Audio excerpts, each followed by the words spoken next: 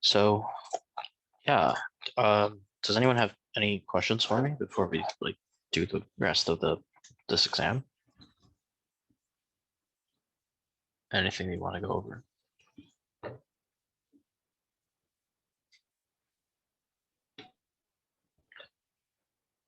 Okay, well then let's see where we left off at.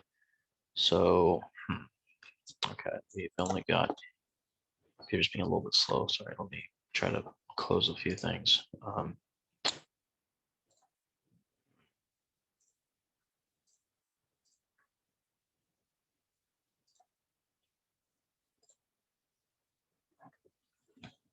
Okay.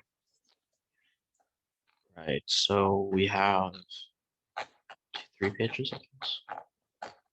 3 pages. All right, that's fine. All right, so 8 is asking about this, in estimating this integral. We've got this graph here, and we want to use 3 subintervals. Okay, and specifying R3 is what we're trying to compute. So the right-hand approximation, or right endpoint approximation. So dividing 6 by 3, we end up with 2. So that means that the rectangles have a width of 2. And I've marked where they are going to go.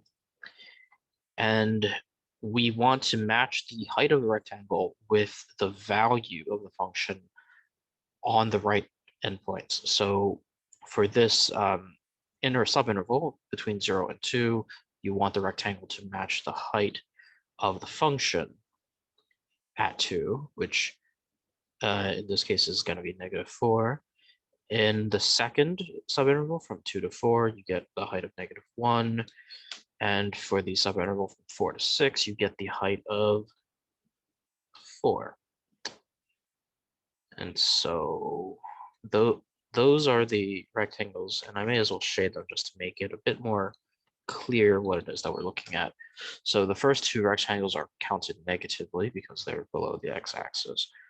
And we want to estimate. Okay, so I guess to kind of make this fully expressed, I'll first write the integral, and I'll say that that is approximately. And then on this side, we have the right endpoint approximation. So that's going to be summing up these rectangles. And now the rectangles all have the same width, 2. So I'll take that and I'll factor it out, and then I have to add the heights. So -4, -1, and 4. So I end up with -2 as my answer. And so that would be the approximation. Okay. Your middle one, which one did that approximate? Middle. Yeah, that one. This one. Yeah. Yeah. So I'm using the right endpoint of this subinterval. The right endpoint is the value 4. Yeah. Which has a height of -1. Oh, wait a minute. Oh, I see what you're saying. Oh, okay. Whoops. What was I doing? I was a little confused. Yeah, I don't know what I was thinking. Right. So that is the height of 2.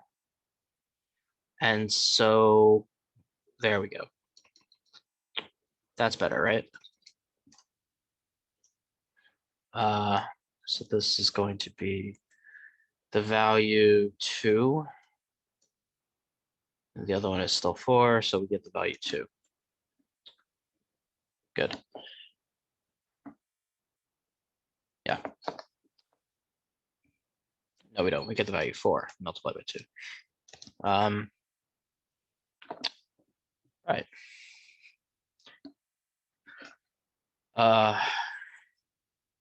The next one. So this is one of those optimization problems. We have a fence that borders a straight river. Now, I don't remember what types of optimization problems we went over in class, like as part of the homework or as part of the exam. I would say like looking over those problems that you did, would be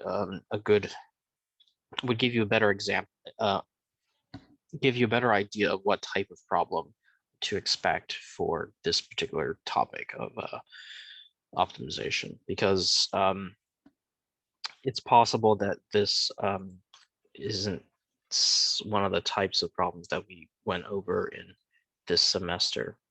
There seems to be some variation for this kind of problem, but we can still work through it. So we have a fence, and we want to fence off this rectangle bordering a river. So I'm just making the river like the larger segment. 20 feet of fencing. Okay, so that's fine. And I guess we'll call things X and Y. Maybe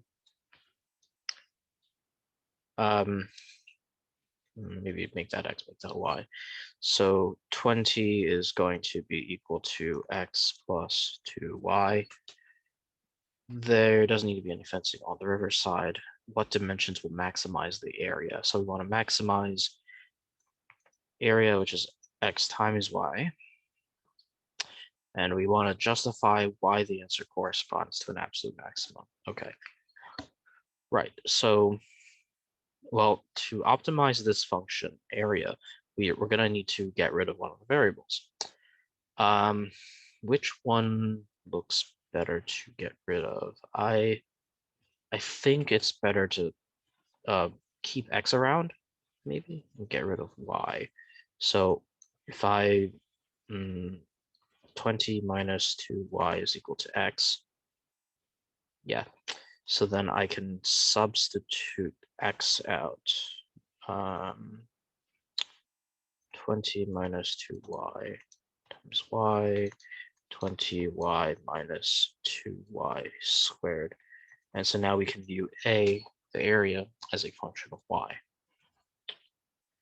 And now the process for optimizing this function is kind of the standard thing that you would do. So take the derivative, set equal to 0, and solve.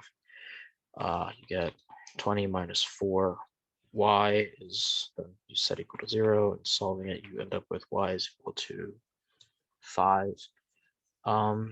And this problem is in terms of feet, so I'll put that down.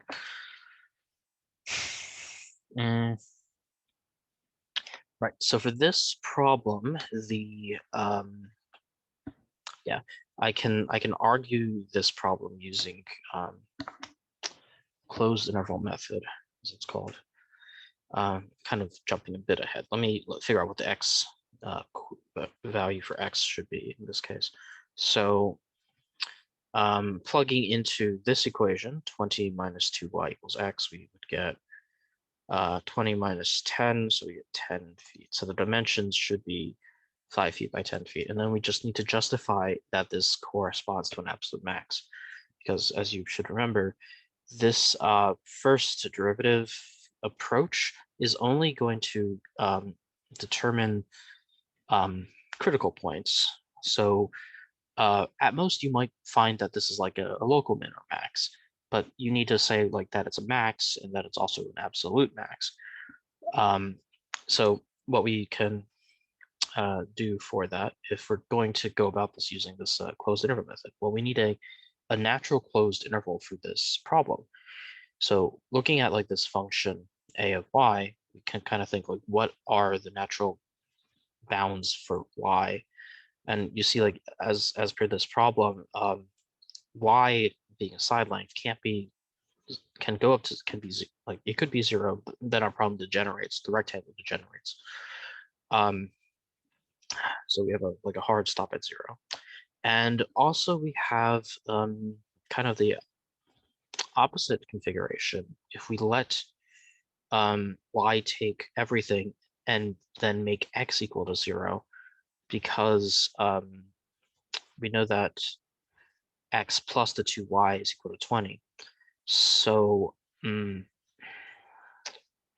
make x equal to 0, y would have to be 10 in this case. And so then we have a degenerate rectangle in the other direction. So we have a closed interval for this problem. And then one thing that we would do maybe is try to sketch the number line, the sign chart for this. So a prime is a function of y. We have 5 here, 0 here, and 10 there. 0 and 10 are our cutting, or where we cut the number line. And then if we were to think about this function, you'd see that on this side it would be positive, this side negative. So this is giving us the fact that this is a local max. And then but to use closed interval method, what we need to do is we need to plug in the endpoints and the critical points into the function a. So you can go ahead and do that. And the thing is that for 0 and 10, they're specially chosen to make the problem degenerate. They happen to make the area end up equaling 0, whereas at the configuration 5, the area is going to be, let's see, 10 times 10, yeah, 10 times 10, so 100 feet squared. So this is a absolute max by the closed interval method. And it might be a good idea to like refresh yourself on.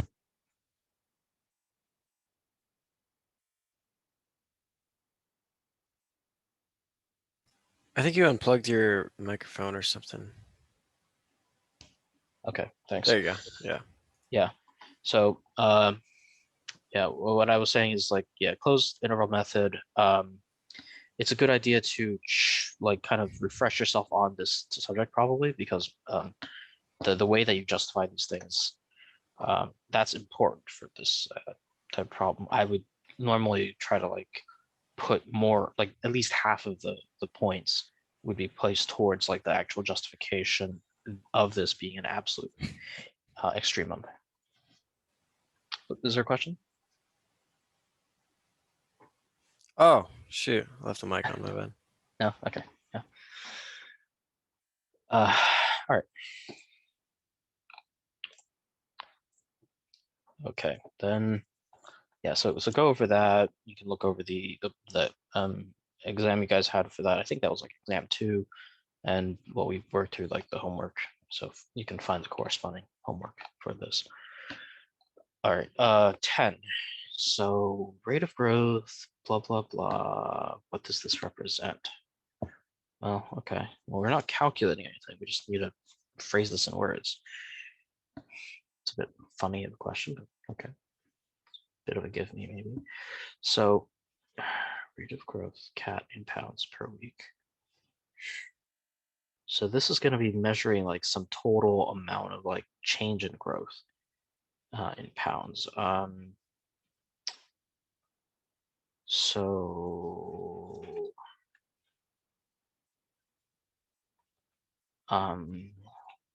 the net change in weight, and I guess I'll say pounds to specify the type of unit. The net change in weight of the cat from week 2 to week 5. Cat's birth, you could write that as well. It doesn't, I don't feel like writing it. Yeah, it's straightforward. Okay, 11, linearization, right? So this goes back quite a bit. Maybe this was on the first exam, or maybe the second, but it was definitely very early. It's very early on. So I have no idea. But yeah, so linearization, first thing you should do is remember the formula for it. So it's f of a plus f prime of a times x minus a, right? This structurally is just a dressed up version of the point slope formula. This f prime of a is just the slope m, and then this, like, you can think of L of x as y, f of a is y naught, and this a is x naught. So it's really, that's all that this is, just a dressed up version of point slope formula. And to, so kind of combine, okay. Right, so what we want to do then is we let a be 9, and we want to calculate the linearization for this square root function. So it's kind of unfortunate that it calls this guy u. I would rather keep it as f, so just like maybe relabel that. I don't want to change this to u. All right, so f of a, f of 9 is going to be 3. The derivative, I have to compute it separately. So 2 root x, if I plug 9 into that, I'm going to get 1 over 6. Okay, and then x minus 9. So this is the linear approximation or the linearization of the function. And we want to then use it to approximate this square root. So the idea is that we should be able to approximate it by just plugging the value in to this linear approximation. So this square root is f of 9.6, and f, the function f, is approximated by the function L for values that are close to where we've centered it at, which is at 9. So, and 9.6 is close to 9. So, and I really want this to be an approximation sign. I want it to, that's better. Okay, so we're approximating the square root by using the linearization, and then we just plug that into the function that we have calculated. So 9.6 minus 9 is easy to subtract. And so we get 3 plus 0.1. So we get 3.1. So this is the approximation that we get from linearization. Okay. Find the absolute. Yeah. Sorry, how did you get the 1/6 again? So that's calculating f prime of a, which I'm doing off to the side. So first I need to figure out what is the function f prime, and then I need to plug in the value a, which in this case is 9. So the derivative, I hope that's kind of straightforward. Oh, And then, yeah. I get what you're saying now. Okay, I got it. Thanks. okay, yeah, good. Great.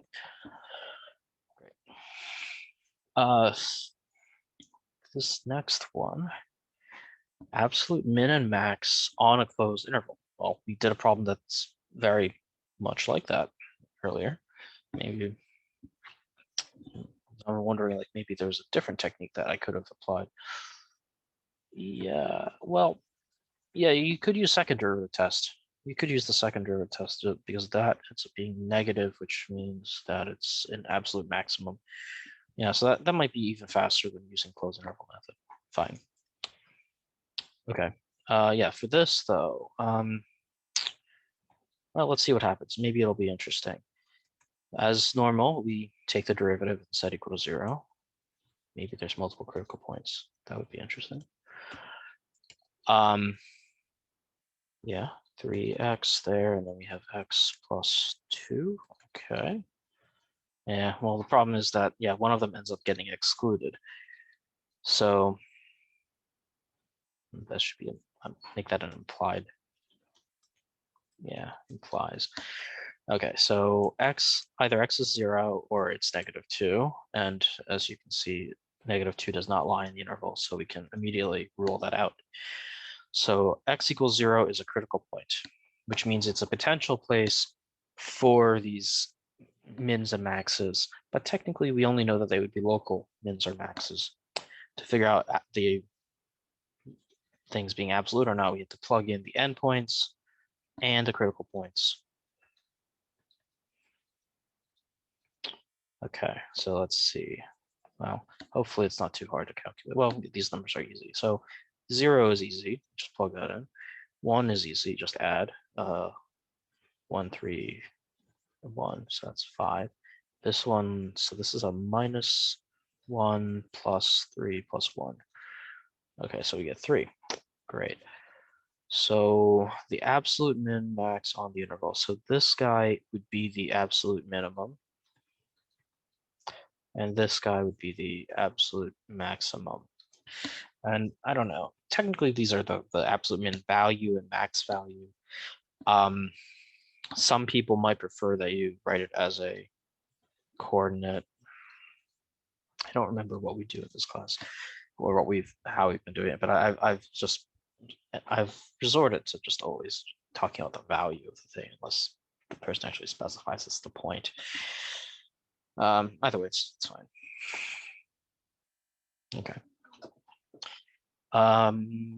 This is the last page. Last page. Okay. So 13. Evaluate the definite integral. So we can just do this visually. Just think of these as areas. So 0 to 1, G, you see that it's a rectangle with area 3, but the region is below the x-axis, so it's counted negatively. From 2 to 1, so it's in the reverse order. Well, that's going to negate the fact that this area is counted negatively. And the area here is 3 over 2, so I'm going to just write it as 3 over 2. And then 2 to 6, well, this time it's positive. 1/2, the base is 4, and the height is 3. So that ends up giving me 6 for that. Ooh. Okay, so this is a related rates problem. Suppose that oil spreads in a circular pattern. All right, so you have a circle and you can just imagine that it's like that it expands further and it kind of like, yeah, I can't draw, it's fine. The radius is increasing. So r prime is equal to 2 feet per second. It's increasing at some constant rate. How fast is the area of the spill increasing when the radius is 10 feet? So, okay, formula for the area of a circle is pi r squared. We would then take the derivative, d dt. A prime is equal to 2 pi r prime, right? Because this is this derivative is a kind of an implicit derivative. It's a derivative with respect to the variable time, t, which I haven't written anywhere in here, but that's okay, because that's what the primes actually are, the derivatives with respect to time. We're solving for the a prime, that's what after. We are given that the radius should be 10, and r prime is given to us.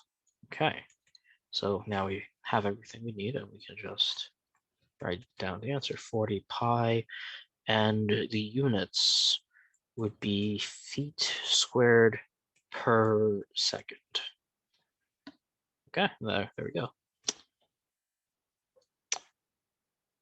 Yeah. Okay, so that's this exam. Are there questions on anything that you want to go over?